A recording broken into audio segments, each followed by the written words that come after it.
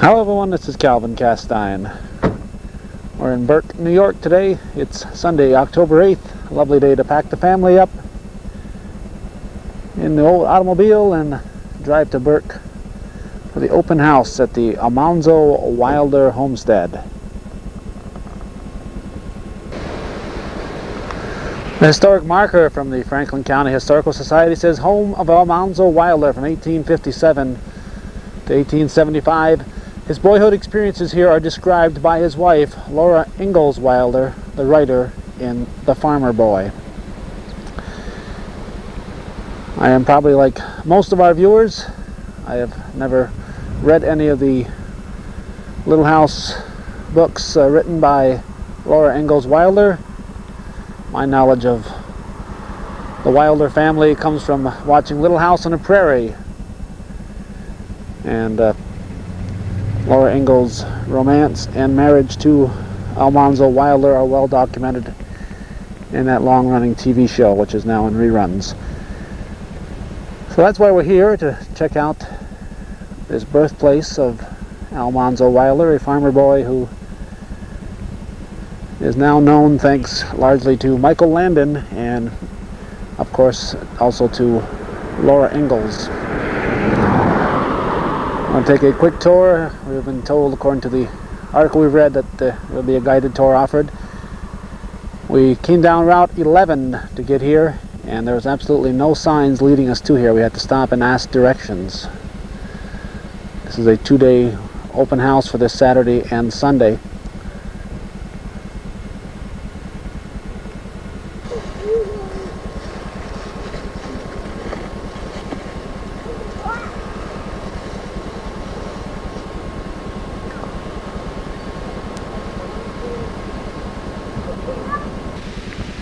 We're outside the Wilder homestead at the moment, and we're talking to Mr. Bud Tattershaw. Could you please tell us your function here, sir, and what group runs this? Well, I happen to be one of the tour guides here. They call me the president of the group as well. It's the Almanzo and Laura Ingalls Wilder Association that has purchased this farm, which is the same 84-acre farm that Mr. Wilder sold in 1875 when the whole family moved out to Spring Valley in Minnesota. It was purchased in June of 1987, and since then plans have been made, like an architectural study, a certain amount of archeology work, and now the beginnings of the restoration are taking place here in the front of the building. Now, when we bought the place, there was white siding on it, but we have taken the siding off, and you can see then the clapboards, which were put on here after the Wilders left, because you'll notice there's a double window there just to the right of the dining room entrance to the dining room, and that was only one window in Almanzo's day. Underneath the window to the right of the dining room door, you'll notice that some of the clapboards have been taken off, and there's paper under them. And that indicates that these clapboards are not of the period of the Wilders. We do have some, however, which we can show you in just a moment. You'll notice also underneath the windows we've taken the clapboards off here, and it shows that this is a board and batten type of construction. They call it a plank construction, which doesn't have any supports for the beams, for the floors and for the plate up above, but merely planks up and down from the plate down to the sill, holding everything together. Around in the front here, you can see that we've repaired the wall. Actually, we took it right on down to the base. There's a full cellar underneath the front section of the house, and we repaired it. And these stones that you see are the old stones, but just reset. And the main thing that caused this to happen was the fact that the sills have rotted. You can see how the dirt has been allowed to build up around the house, and we had to put the new sill in. Now we'll do that all the way around the house as well. Then over here where you see the crossed boards, which were supporting the planking wall, you'll notice that there's kind of a little break underneath that cross, and that's where the front door was, in the center. It came out, had a stoop, and then there's this flagstone that the Archaeology Field School from the State University of Potsdam discovered this summer. That would be the beginning of the walk that led down to a white picket fence with lilacs on both sides. The house itself being white. You'll notice there's a double window on the far side of the front of the building as well. That was just a single window so that it balanced this one, that's this single window on the right-hand side on the left-hand side of the door. This will be our project for some years to come, and finally, as we get that done, we'll go on and do the roofs and the clapboarding side. Over here we have a rather large tree that very likely was around when the Wilders were here, although we've not proven it definitely yet. Okay, while we're still down at this end, and obviously we're not going to know how old that tree is until such a time as it comes down, and hopefully that's going to be a long time from now. How much interest was there in the Wilder family before the Little House TV series came out? Was it kind of a secret that this was here, or what's the story on this whole project? Well, since that was back around 1976 or something like that, I wasn't much associated with the operation at that time. It was mainly through the Franklin County Historical and Museum Society, which has its museum in Malone, New York, that the interest in the Wilders was maintained at that point. It was sufficient, however, that over here we were able to put up a sign, and it seemed desirable to do so as early as 1964. This was put up by the Franklin County Historical and Museum Society. I must admit that the major interest in the farm and in the Wilder associations has been since we had the TV series. Although, remember, that's about the Ingalls. The only Wilder there is Almanzo, who comes in the latter part of the series.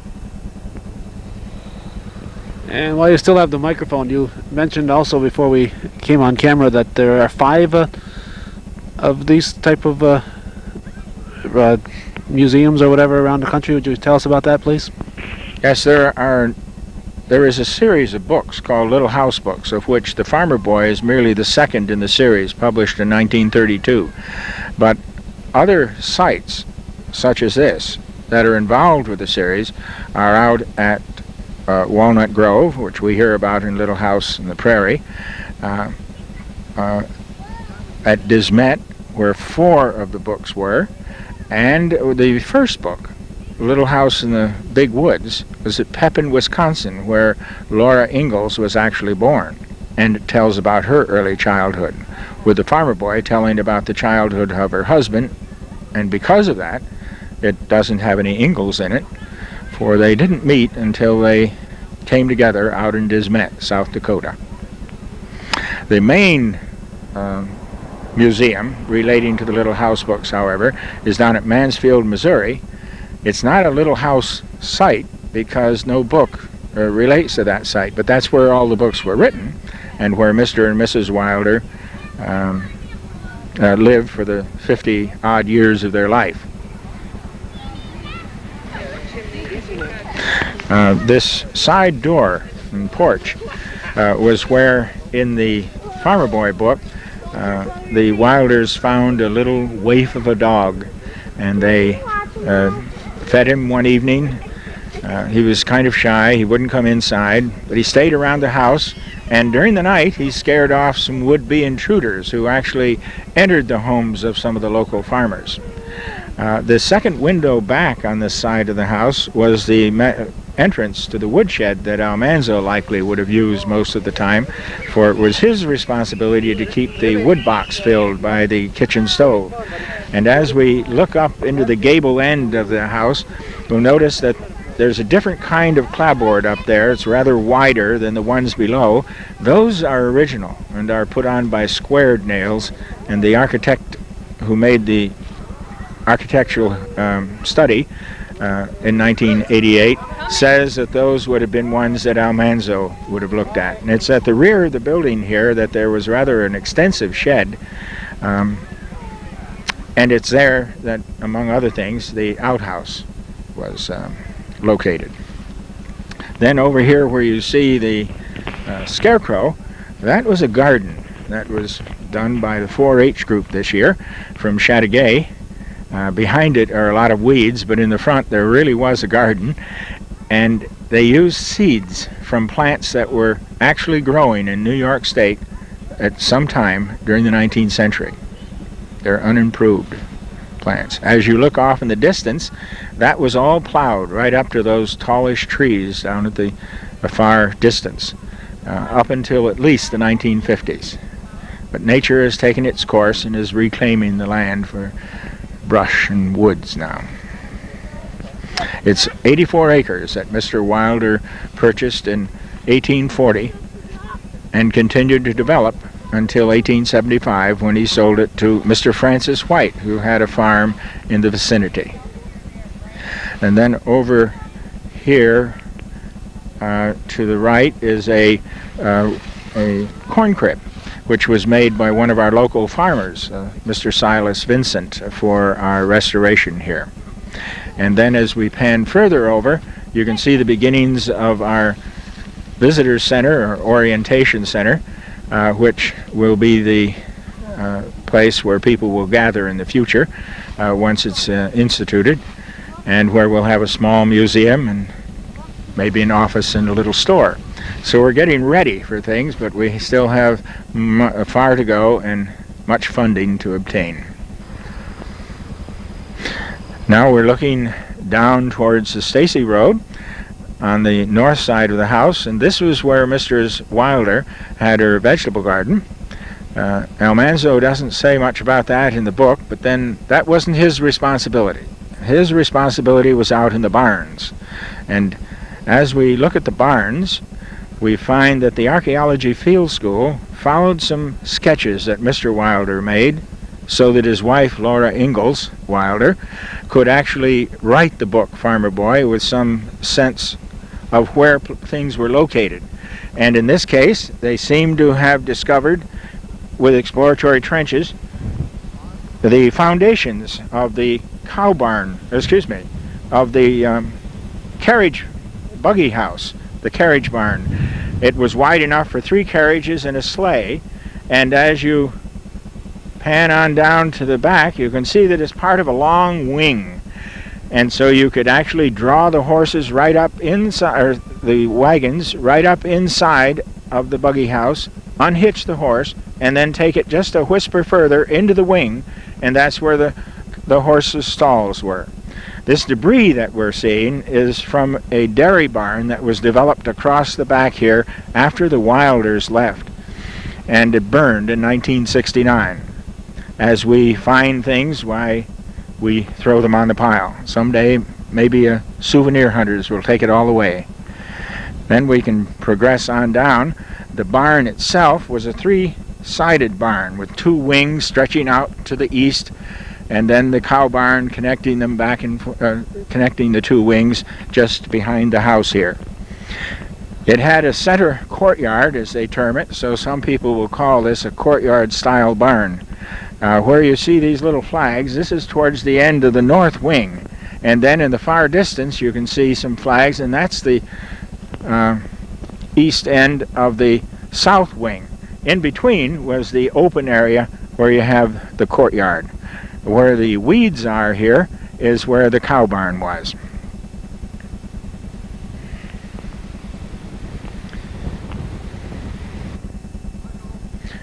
This is the south side of the barn, probably the most active part, and the piles of wood that you see here is what a barn looks like when it's on the ground.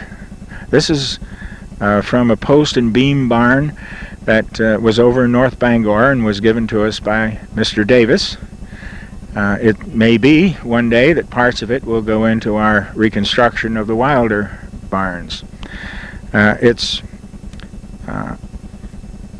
our practice to have the farm open to the general public from Memorial Day weekend until October the 15th, at least this year, from 11 until 4 during the week and 1 to 4 on Sundays. After October the 15th, anybody that wishes to come, such as school groups, of which we have quite a number, or organizations, or even individuals, if you have friends over and you want to come out, if you call us up ahead of time at 518-483-5815, why, we can perhaps make up some arrangements and be here when you'd arrive. Inside, we have some furnishings that we've been able to put together. Most of them are borrowed. Few of them have been given to us. And at least in one instance, we bought something that was very special and meant something to our first president, who died a year ago this September.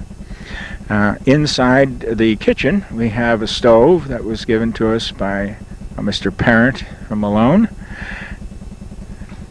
and a cupboard, table, some pans that might have been used when they separated the milk and skimmed the cream off into a barrel churn, which has also been given to us. And then in the dining room, we have a dining room table, a long one with leaves, as well as a stove there, with a particularly important piece, a coverlet, which Mrs. Wilder is supposed to have actually made in the house when the Wilders lived here. It's the only piece that really was here when the Wilders were. All the rest of this has been brought in. In the parlor, we just have borrowed pieces, nothing quite like it's going to be someday, which will be a rather formal room. And then upstairs, we've been loaned a rope bed. We were willed a chest of drawers, which may be somewhat like the materials they actually had here at the time that the Wilders lived here. And then in the front mother's workroom, why, we have actually an old barn frame loom with a spindle bed of the period. Then we have the area over the kitchen and the woodshed and pantry where Mr. Wilder had his workshop, back at the window that you are now seeing at the gable end of the rear of the house. I think that's about all that we have inside, but we'd be glad to have people come and listen to our tour if one's interested. Mr. Tattershaw, we appreciate you taking time on a very busy day today for visiting with us, and I'm sure there'll be a lot of people from the North Country who'll be interested in coming here. If not this year, then sometime next year probably. Thank you for talking with us.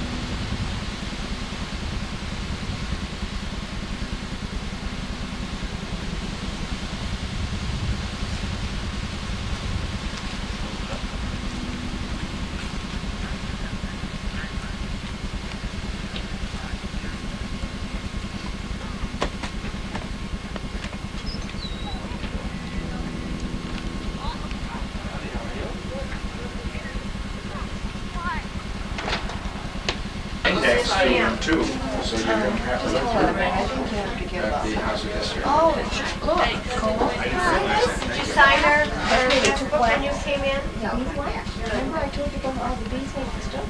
I lost track. And they put them in here, and they made triangles. Send it through. This is the room that we were above that. I mean, this is what's below that.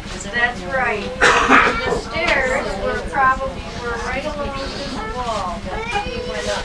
Yes, we appreciate you signing our register. That's great. Which he did. That's the kind of corn the Indians had. Their corn didn't look like our corn. I'm not quite sure what kind of corn the Wilders had, although they had corn because they had a corn crib. And then there were sheds here. I'm suggesting it was very sweet.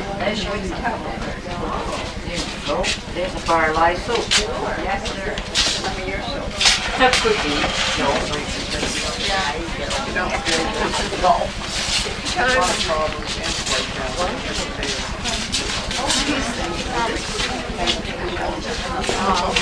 Probably wore a boy's dress like this. This baby boy's dress was owned by Frank. Cool. Ohio.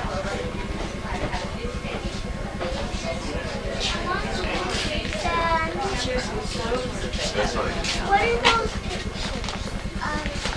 Oh, look at this rug top. You see this rug? Like, who's that? that is Sarah Wilder Day. Barns. My brother was in a barn the other day down Champlain that make all the barns around here look awfully thick. Oh, $3 million barn. That's $2 million, isn't it? I think I'd stash it away and forget the farm. you know, we used to have the barn like this. My mother had, they got a furnace register in here. Must be something new they put in. We've got a bathroom upstairs. Yeah, well, they put that in for people who came here. Meeting here was purchased in Brattleboro, Vermont, and enjoyed for that. That's Pearly. And we could help us because And we're then short. that's That was Boyle. there. And then that's Almanzo Wilder. And then there's... That's right too. I knew that. I knew Laura was living there, but I didn't know. That's right. Thank you. You're very welcome. Answer any questions you have. Do you have any questions? Great. No. Thanks. And you guys read the books. We're gonna start next week.